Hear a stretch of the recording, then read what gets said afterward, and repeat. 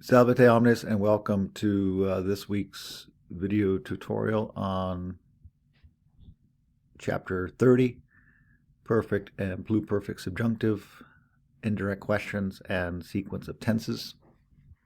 Important to recognize in this chapter is how to recognize the two different forms of the subjunctive, namely the perfect and pluperfect.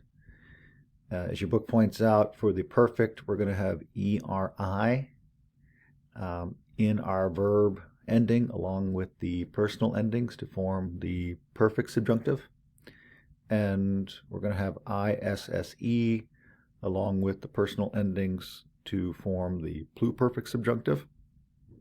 And then for the passive, we will have as auxiliary verbs a form of seem and SM respectively. And so recognizing these forms is going to be pretty important. Don't forget, in the back of your book, you have an appendix which gives an overview of the verb system. And so I think looking at that and maybe copying a page out of that as a reference as you work your way through the exercises would be, I think, quite helpful.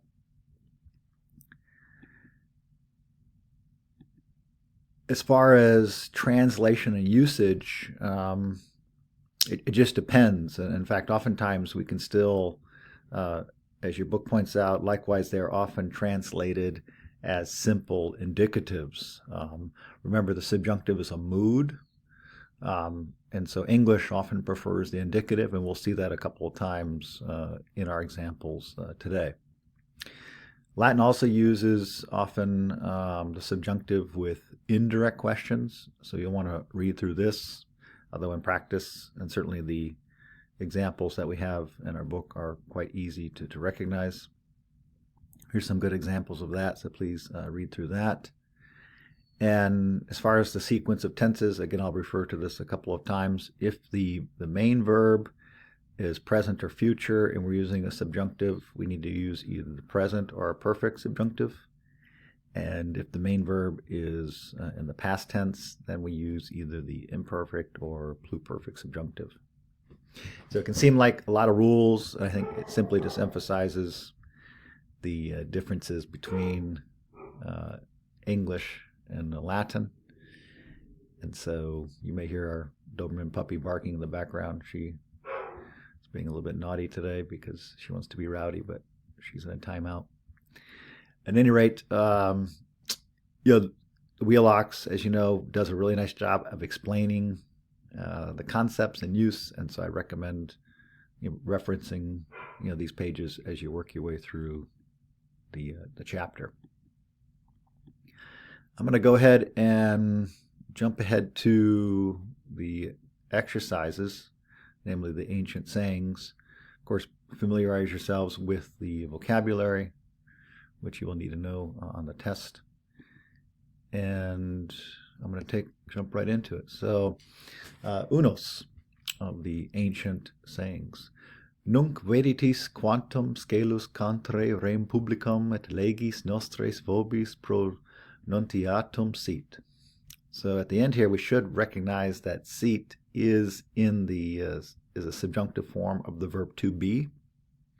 And so going back to chapter 1, est, that would be indicative. Here we have sit, which is subjunctive. And so that's important to recognize. As always, you might need to look up these words. Many of these words we've had, believe it or not, if you think about it, or you may recognize.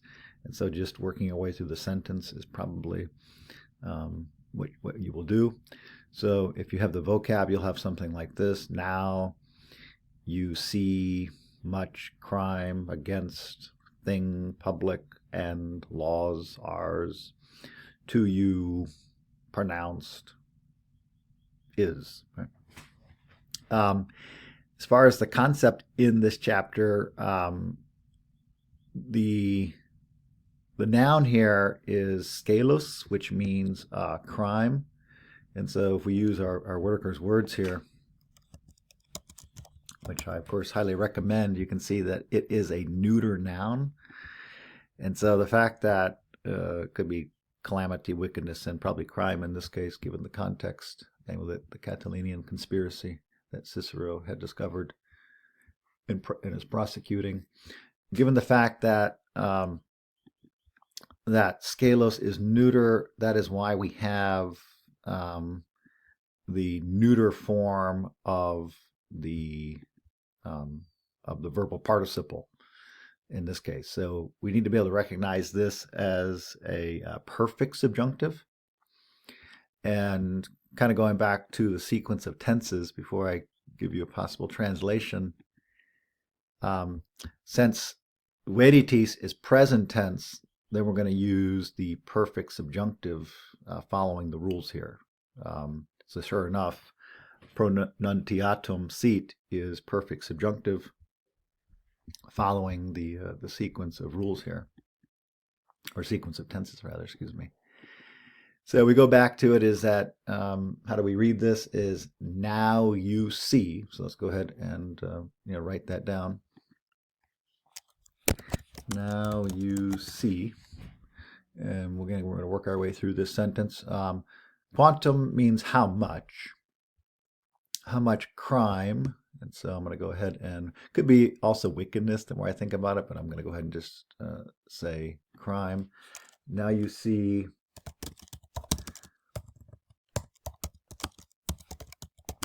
how much crime. And then contre, of course, against. Against, this means the Republic. He's talking about the Roman Republic. So I'm going to go ahead and write that, against the Republic. So far we can kind of just read left to right.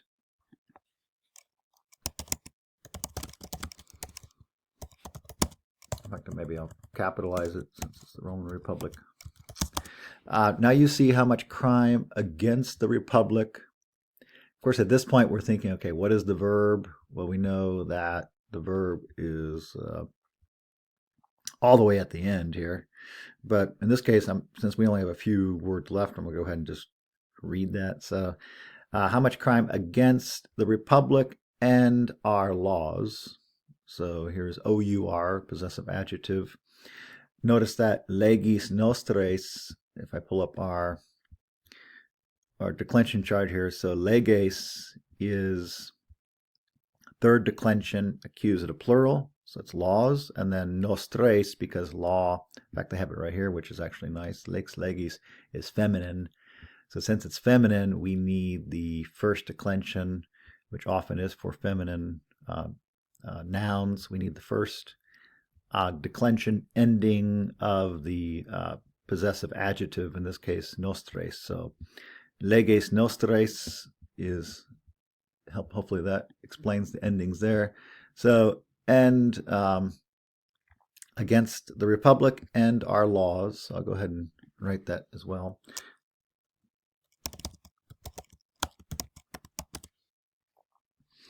And then we just have a couple words left.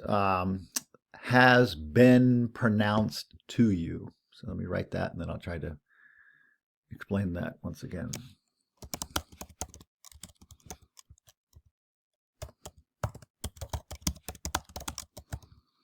Vobis, of course, means to you. So that one's pretty straightforward if we know the vocab, and we recognize based on the grammar in this chapter that we need the perfect subjunctive. And so as always with the participles, it is a little bit tricky. Hopefully you're getting comfortable with it. You have to see that as a unit, but it's no different than English, right? Has been pronounced. So that's 3 words. And so in English grammar, we learn those 3 words as a unit, if you will, of syntax. And so has been pronounced to you is how that works. Okay, moving on to number 2, which is by Phaedrus, fairly short. Quam can mean a lot of things. Again, I'm not going to use Whitaker's words all the time, although once again, hopefully you are as much as possible. You can see quam can mean another thing. Only the context will tell us what it means. But quam dulcis means how sweet. How sweet. And here we have kind of, I pulled up This is let's see, where is it? Right here. Oh, so I pulled up kind of once again, a review of the main uses of the subjunctive. Here, I would say that this one is a kind of deliberative subjunctive. What does that mean? Is that, well, the poet is talking about, what does it mean? What does liberty mean? What does justice mean? And so that's a question that people have debated throughout the centuries. And so you can see we might be able to interpret the seat, which is in the subjunctive, as a kind of deliberative subjunctive when you're talking about concepts or ideas that have been debated or have some potential doubt. And as we learned in previous chapters, there's also a number of clauses and clause types that often use the subjunctive, although really probably the most common are the purpose and the result, which we talked about last time, namely recognizing those adjective and adverbial intensifiers for result clauses, and the purpose clause simply meaning to. And then here we have the indirect question, which is also one of the grammar topics in our chapter. So again, as I mentioned, it's merely the case that English doesn't use the subjunctive. In fact, we call it often the conditional quite as often in many instances, because we can use the indicative. And then, probably more to the point, Latin uses specific clause types that require the subjunctive, which is perhaps the biggest difference between English and Latin. So we just have to recognize that. So how sweet, sit libertes, right? So literally, how sweet is liberty? So I'm going to go ahead and write that down.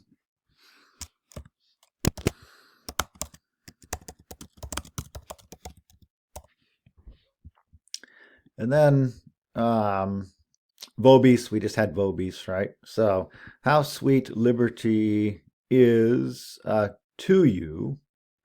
Protenios means immediately, and then decam is the subjunctive form of I will say or I will speak. So if we pull up our Whitaker's words, although this one I think you'll see can also be the future tense, only the context will tell you.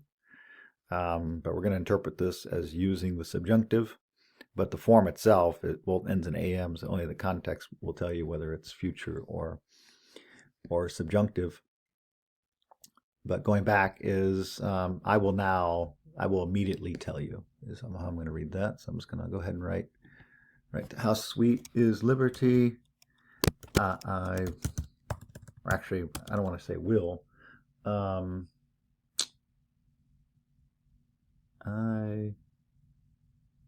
So if we put this in the subjunctive, we're going to have to maybe do something less. So let me tell you how. Let me tell you immediately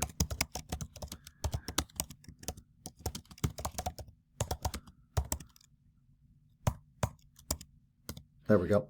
So let me tell you immediately how sweet liberty is. I just wrote that to avoid confusion, so we know it's in the subjunctive and not the future.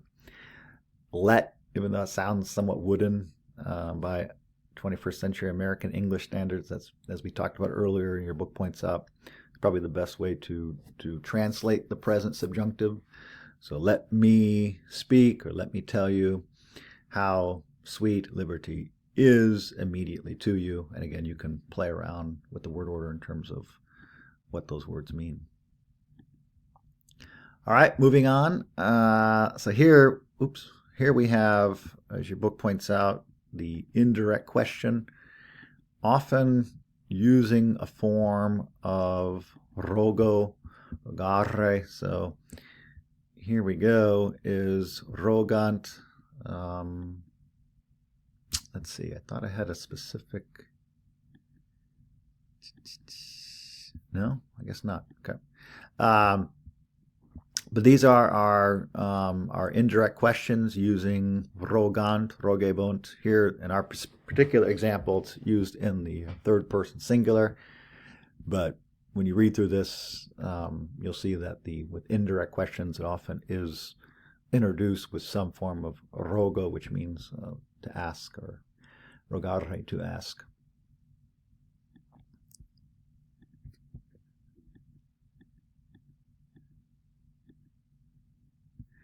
So, but here we have past tense. So that's important for the sequence of tenses. So we need to, he was asking finally, danique means finally. He was asking finally why ever from city they left. So rogebat, bombe spot, bombos bate spot. So he was asking, or he kept asking. So since it's in the past tense, let me go back to the sequence of tenses here. So since we have rogebant, which is past tense, we are going to need the pluperfect subjunctive que sent. So sort of keep that in mind. In fact, let me go ahead and write that here so you can see what that looks like. So as always, there's just no substitute for looking up words. So sure enough, here is our pluperfect active subjunctive third person plural coming from cedo, cedere, cessi, cessus. So hopefully that helps explain, once we know the vocab, why we have the Latin in the form that we do. And so we go back to the example.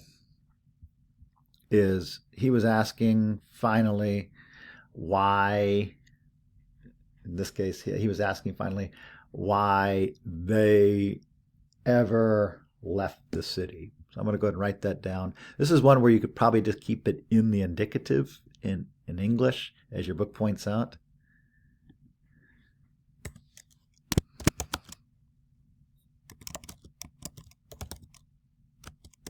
In fact, I'm going to move the finally around. So he was asking,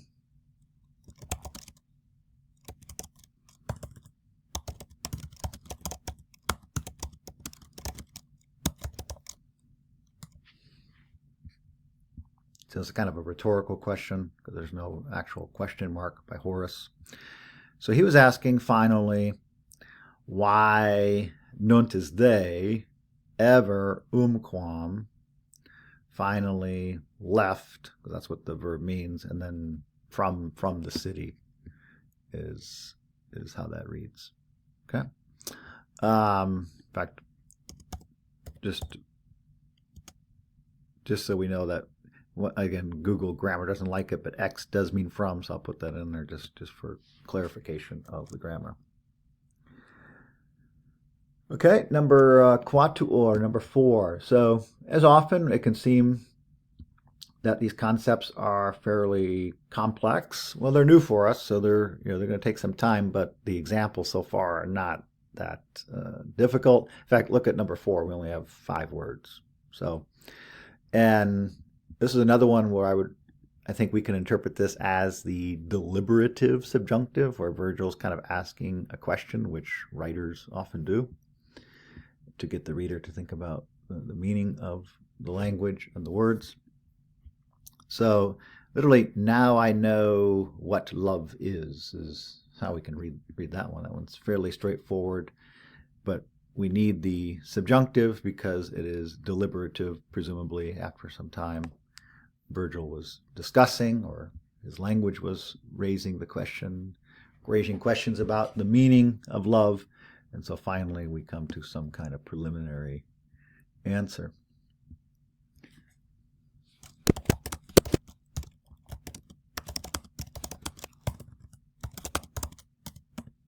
Once again, as your book points out, I think we can just use the indicative. So you might be thinking, okay, well, how's that any different than English? Well, it is, just insofar as Latin uses the subjunctive form of the verb. So here we have, we talked about we fear a liar. And now that we're warmed up with let, as we said here. So let us see is how we should probably translate veamos, especially since it is in, it's the first word in the sentence. As always, again, I won't do this through the entire lesson, but just to give us a little bit of confidence that we're reading it correctly, here's the present active subjunctive. So let us see is how we're going to read that. And uter means, can mean a variety of things actually, but in this context, I think it means which, just because we have, go back to, oops, too far there. Go back to the example, hic, hike, hook is referring, in this case, to, it's masculine singular, demonstrative pronoun. So let us see which man is probably how you would translate that, because hic, we don't have a context, but oftentimes it's referring to, excuse me, masculine singular. So let's write that down.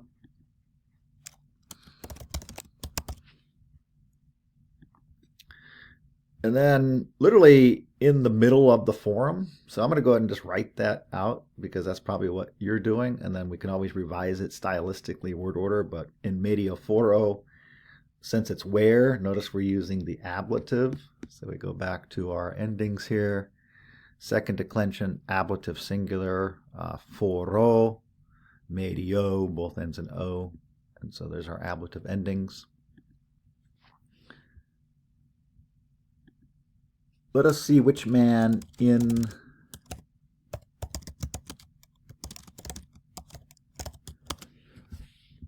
and then plus means more in this case, so it's being used as a comparative. So literally more to write is able, and so I'm going to write that down.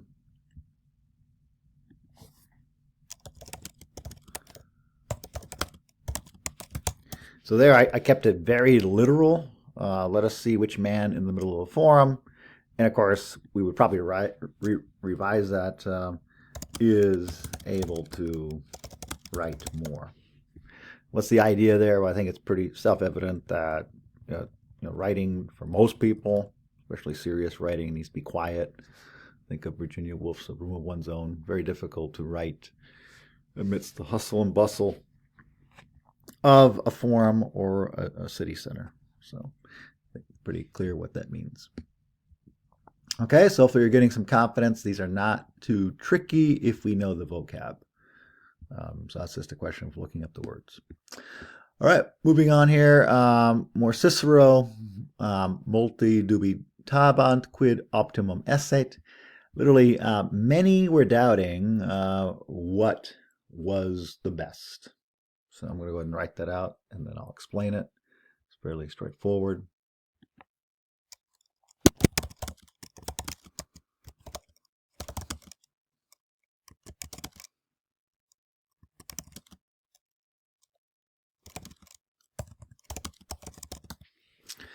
So this one also emphasizes the sequence of tenses. So we just got done saying earlier that since this is in the imperfect, pombe spat, pamos spate spant.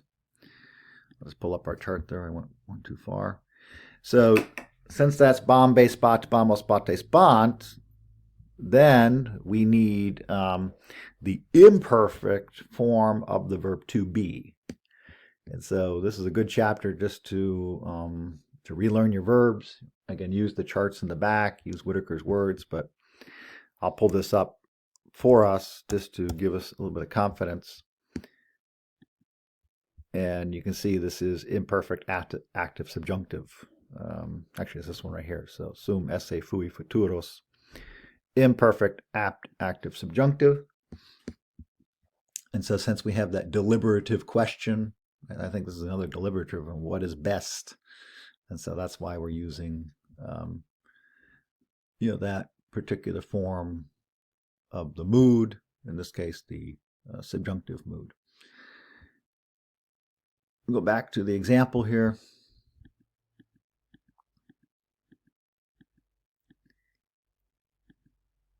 So many were doubting what was best, literally what was optimal, but in Latin that means best. Probably in a moral, rational sense is how Cicero often uses that.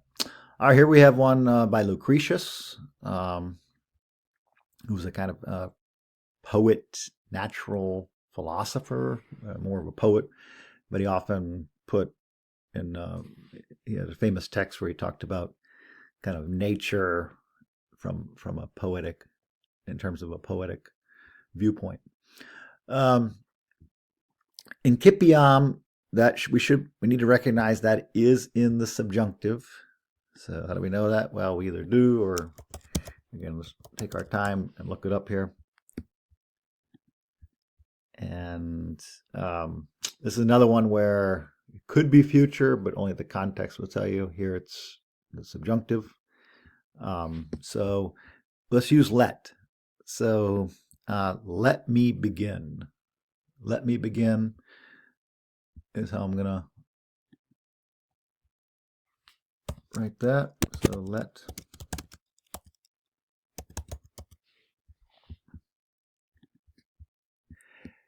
let me begin. Exponere, where we get words like expound, which is a kind of explanatory process. So in this case, we can actually say just to explain. Let me begin to explain is how we can read that. That is our infinitive. And then explain what? To explain, unde means from where or whence. Again, that sounds stilted, old-fashioned by 21st century standards, but I always think it's easier to learn one word. So whence, W-H-E-N-C-E, older English, versus from where. It's easier to learn one word versus two in my experience. So just if you see unde, translate it as whence.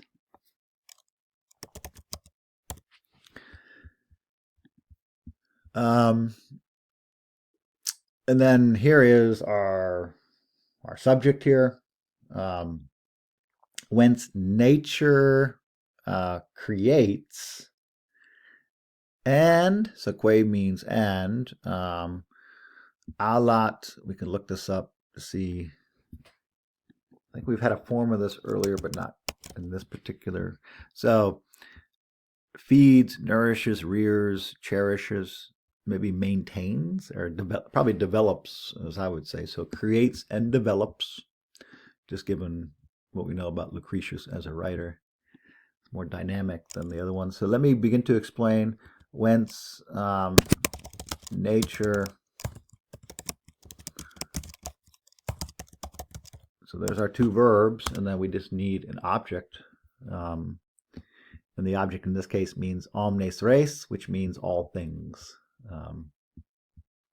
All things, omnes, res. In fact, they have the same noun here, which is nice. So all things, that's the accusative plural direct object. Omnes, res, and that means all things in Latin.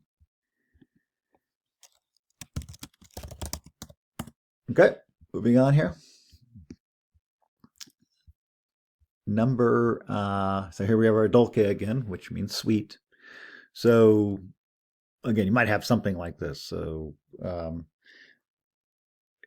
so sweet is to see which evils oneself you are lacking. So karias is probably the tricky one here. We're going to have to look that up. And so if we go to our Whitaker's words, you can see that second person present active subjunctive. It means to be free, in this case to be free of evils, but it's often used with the ablative, and so it's called the ablative of separation. So that's where that one can be a little bit tricky in terms of the endings. But so we're going to say be without. So you are without is sort of the sense of it here. So he's saying it is nice, it is sweet to see. I guess which evils you yourself are without.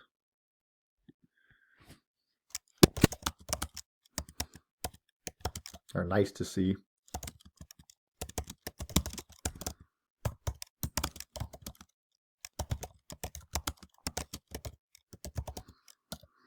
The idea that in the poem that Lucretius talks about, I'll just pull it up here so you can see what I'm talking about here.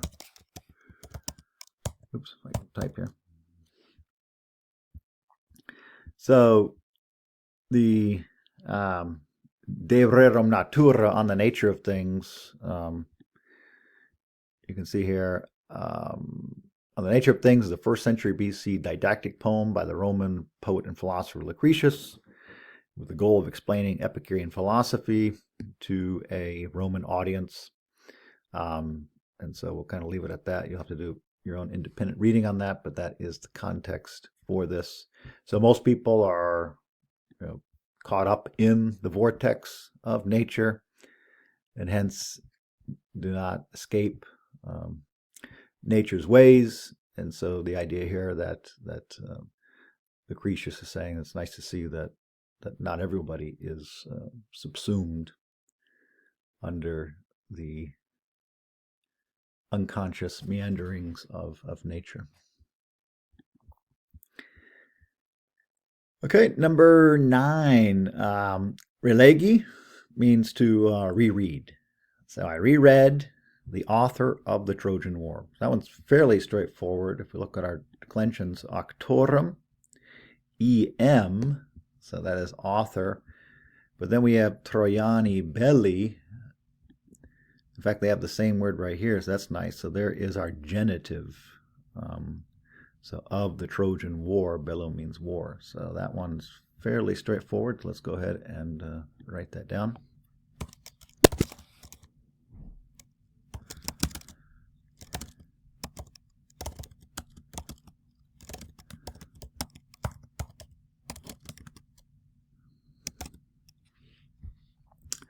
I reread the author of the Trojan War, qui dicit, who says what beauty is. So I'm going to go ahead and write that down, then I'll explain it further.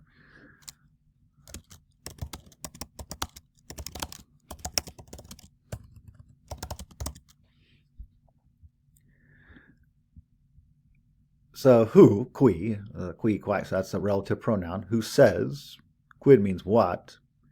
So again, we've seen this a lot of times with the so-called deliberative subjunctive. So then we have the verb in the subjunctive. And then pulchrum we've had before means beauty. We have the word pulchritude in English also means beauty. So that one's simply just an adjective.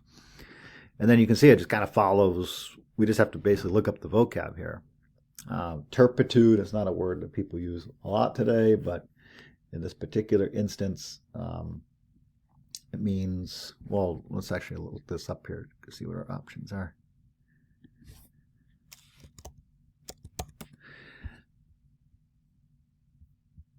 In this case, it's an adjective. You can see we actually, some can mean base, shameful things, shame, disgrace. Base, probably base might be our best option in this particular context. You can see it has a variety of valences. Literally what is base? Because the seat kind of informs the rest of the sentence, so it's sort of implied even though it's not stated.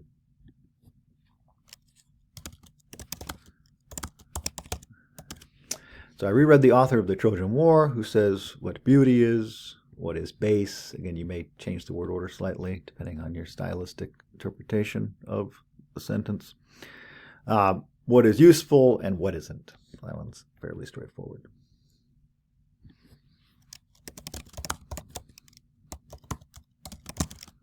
I gotta say not. All right, moving on here to number 10. Okay, we just got a few more here.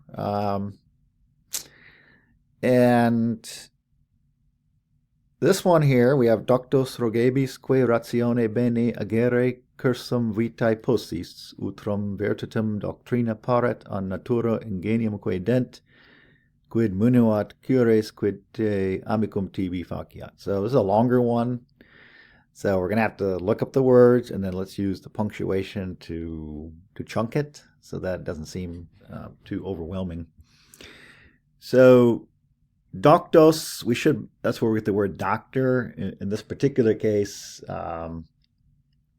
probably means learned people. Bo be be boo we've had before. Here we have the future tense, and this is good because Whitaker knows that we've seen rogat. We mentioned earlier how this verb is often used to introduce the subjunctives, and sure enough, posis is the subjunctive form of possum, or potaste, to be more precise. And so that's something we need to recognize. And then we have this dent is the subjunctive form of do, dari, dedi, datum. And then also this is in the subjunctive form. So we have a variety of subjunctive forms. If you look these up, you will verify that these are indeed in the subjunctive because we have this indirect question being introduced with rogebis.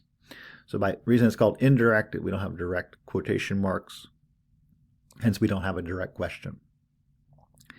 So when you are aware of that, you're going to need to know the vocab. So let me just kind of give you just a raw, straightforward reading of the vocab, and then we'll write it out and try to explain it a little bit further.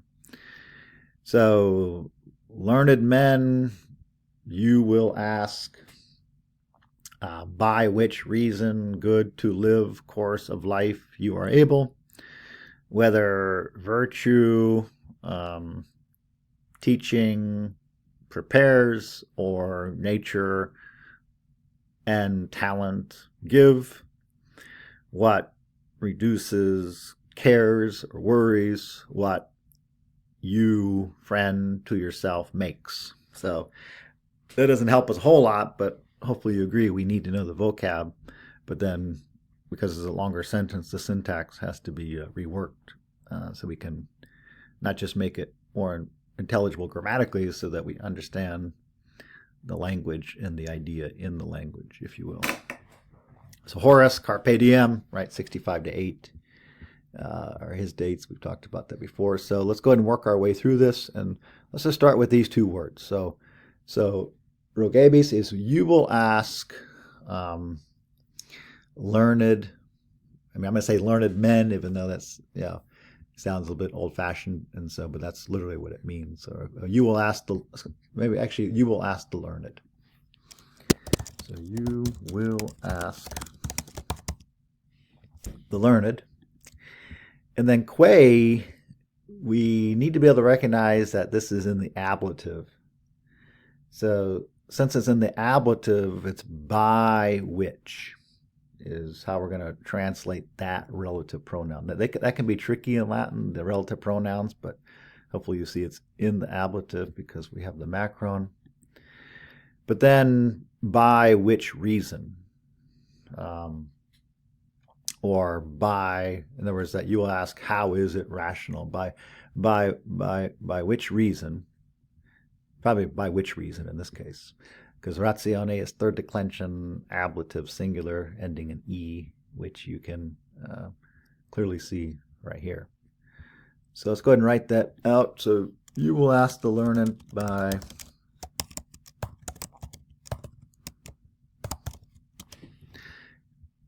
by which reason, and then here's our verb, subject and verb. We probably need to put that in there. So posis in this case is you are able to live literally a good course of life. You might rewrite that somewhat, but that's literally, it means you are able to live well a course of life. So let me go ahead and write that out. So you will ask the learner by which reason you, in fact, I'm just going to say to live well. But this is where Latin reminds us that life is a series, it's a journey, it's an adventure. Use your own metaphor, but it takes, enjoy the ride, as they say, but it's a cursum vitae. Of course, academic resume is a curriculum vitae. And so you consider this literally mean the, right, which lists your educational background and history. Utrum means whether. So whether doctrina means teaching. It's where we get the word doctrine. Whether teaching provides or prepares. This is where we get the word prepares, but maybe whether teaching prepares one for a life of virtue is the sense of it, but probably whether teaching provides virtue, or literally provides the kinds of things necessary for a life of virtue.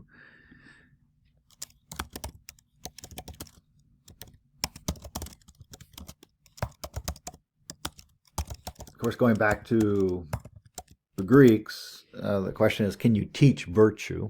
Still a question today, or is it nature, nurture?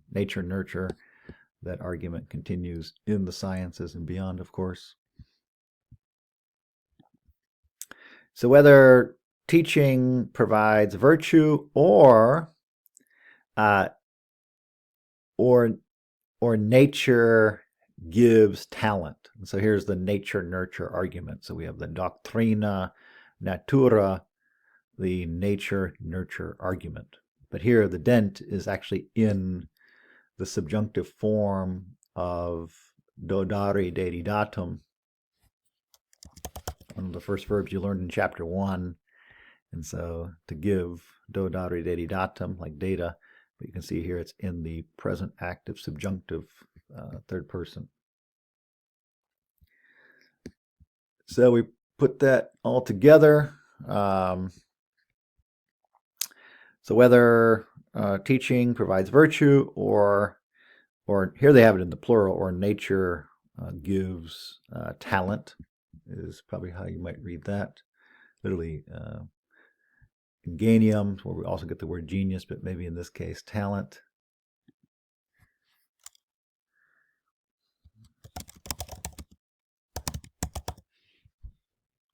We have a series of indirect questions, of course. And then, and you also ask what reduces, literally cares, to diminish something. So a minuet, for those of you who play music or study music. So here it also is in the subjunctive. So what reduces worries, or you might even say stress in today's language.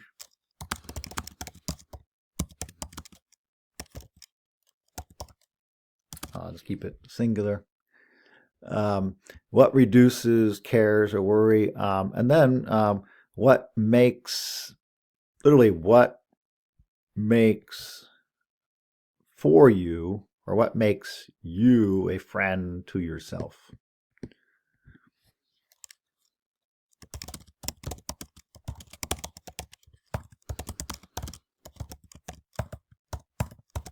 Another example how the ancients clearly knew that if you don't love yourself, if you're mean to yourself, if you have a low self-esteem, to take a modern psychological perspective, it's hard to actualize oneself if one has low self-esteem, following Maslow's hierarchy of needs. Once you meet or have the basic biological and sociological needs, then the individual becomes important, and this is something that the ancients understood. Of course, the word psychology itself, the Greeks invented, so we shouldn't be surprised that they understood these ideas. What's different about modern life is we have methods for treating, or at least we think, oftentimes that's not the case, for treating these enduring aspects of human nature. All right, just a couple more here. Number 11, iste, which is often derogative, it means those men or those people. So those men, however, ask. So isti autem rogant. So let's write that down.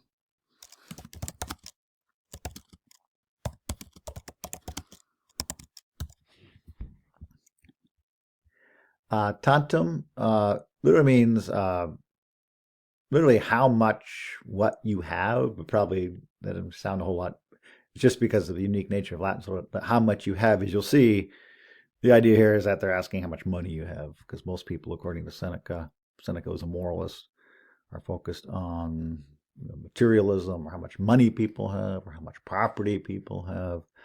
They're not really interested in an inner life or becoming happy in any moral or rational sense, but human beings, according to Seneca, are inveterate materialists. So they ask, however, how much you have. How much money do you have?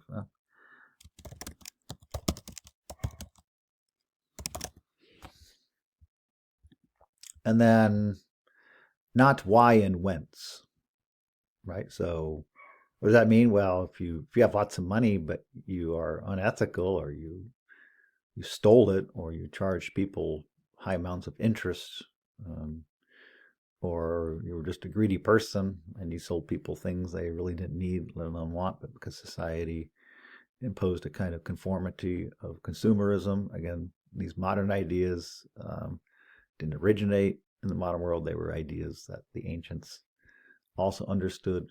But once we know why and where something comes from, or why and where people come from, it tells us something different about their motivations and the quality of their thoughts, feelings, and actions. So not why and whence.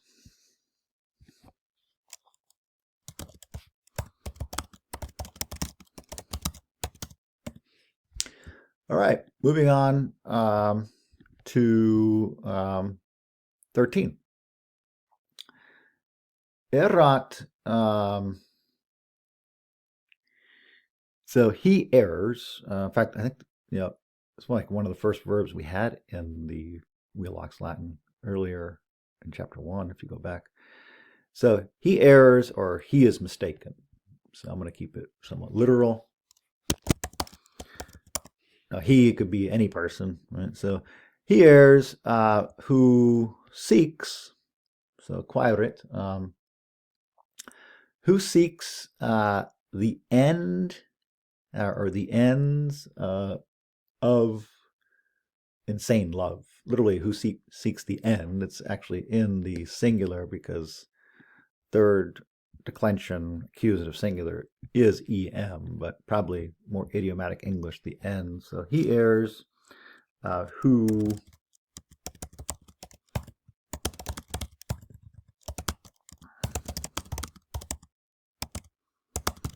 the idea, of course, here is that love is mysterious, and to understand the purpose or end of love, let alone the madness of love, according to the author, is not a project that can be completed or understood in any finite sense, any human sense.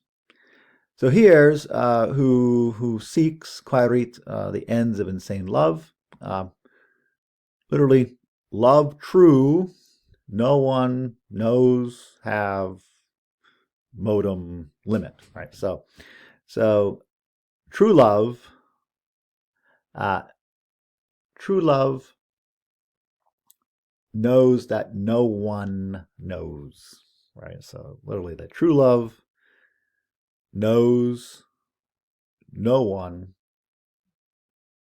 knows, right? In fact, let me look this up here just to clarify this a little bit better. So, yeah, so knows, get to learn, find out. You can see you have different options on this one. So, true love knows that no love has a limit. Is how you might translate that more idiomatically.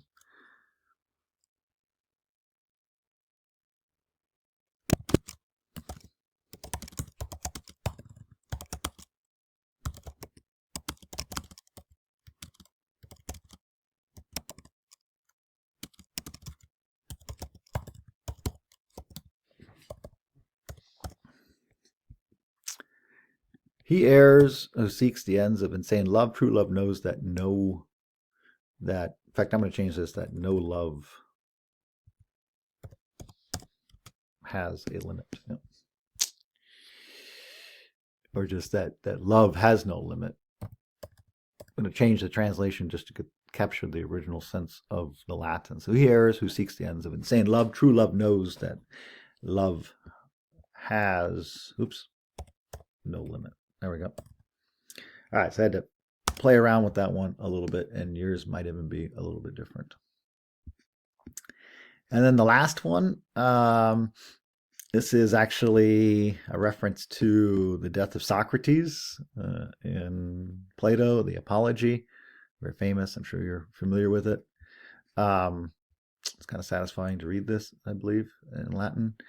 So this is the end of, this is Socrates' parting words to the jury, which had condemned him to death. So we have a little bit of vocab here. So Naaman can mean no one, which we just had.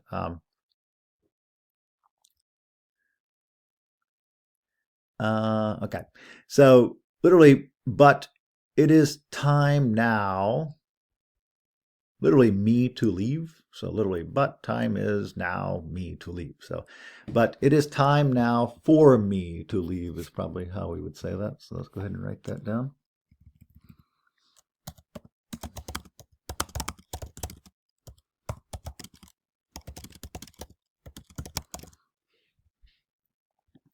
But it is time, tempus est now, yam, for me, to leave. And there we have a purpose clause with the subjunctive, because bibo is the verb. And so this is a third conjugation verb. So we have the letter A, think of we fear a liar. And then here, circuita means hemlock, which was the poisonous drink that he drank. So it is now time for me to leave in order to drink the hemlock. And literally to drink the hemlock, you might even say in English, but it is now time for me to leave and drink the hemlock. Okay, so I'm going to put an end in there just for syntax, right? And it is time, right? So, and you to leave to live your lives, literally to live life. Notice that agatis actually is in the subjunctive. So this is another one where this can take a little bit of time, but if I look it up, present active subjunctive coming from this verb.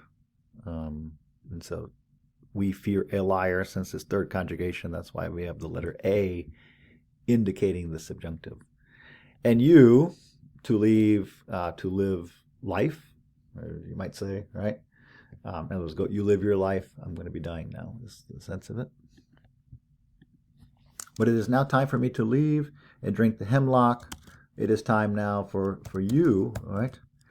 And for you to leave and live your lives. So since I'm a philosopher, I'm a little bit more familiar with the language, so I'm going to make it a little bit more idiomatic in English. Utrum means which. So, but which is better? So, which is better, namely to die or to keep living? So, here we have the subjunctive, melios, ameliorative is better. But which of these, you might even say, but which of these is better?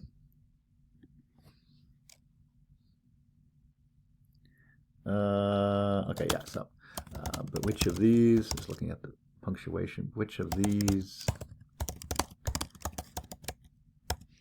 is better? So here we have the indirect question again, but which of these is better? Literally, gods immortal know. Probably only the immortal gods know. Oops. I'm going to put an only in there. Only. No sciunt, we've said before, we've seen this before, is where we get our word science, but in Latin it means knowledge. And then I know. Indeed, I know that no man knows. So indeed, quidem. Indeed, I know. So let me write that down.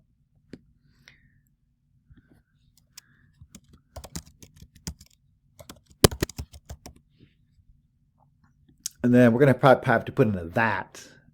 Oftentimes, if you feel like you're missing something in Latin, it's either a that or some form of the verb to be. Um, indeed, I know that no human being, no man, notice that em are both third declension accusative singular. So there's our direct object of knowing.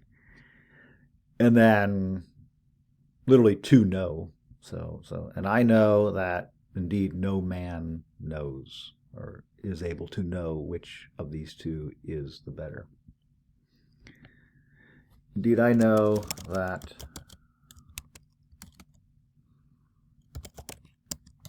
so Latin has the infinitive here. Because scire is to know, but I think this is such a famous passage, it's easy for me to think of how that might be in English. All right, that was it for this lesson. We're not going to do the longer passages in this chapter. As I mentioned, I think we're going to move on to a different series of texts for the remainder of the course. I think you might like it. We're going to switch to mythology. In some ways, that might be easier because we're familiar with the stories. But stay tuned. As I will point out, your first test will be based on 28, 29, and 30. And I'll spell all the details out. Same format. It'll be vocabulary matching, for which you cannot use a dictionary, but you can use a dictionary for the reading and translation, and then there'll probably be a short essay, interpretive essay, just being thoughtful on one of the ideas or concepts, or rather thematic concepts in these three chapters. Valete omnes.